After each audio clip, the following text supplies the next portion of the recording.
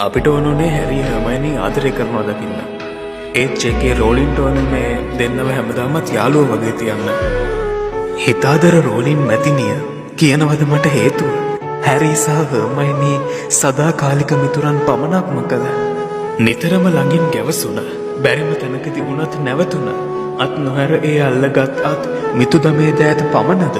දකින හැම කෙනෙකුම ප්‍රේමය කියා රැවටුණ. ඒ පෙමක් වේවායි පැතුම් හිත තුළ ගැවසුණ.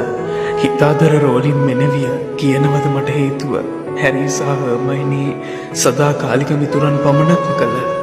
පොත් ටික කියවද්දි විතරක් නොව ෆිල්ම් ටික බලද්දී වුව මට අන්තිමට හිතුණ දේ නම් අපරාධ ඒ ගැලපෙනම ජෝඩුව.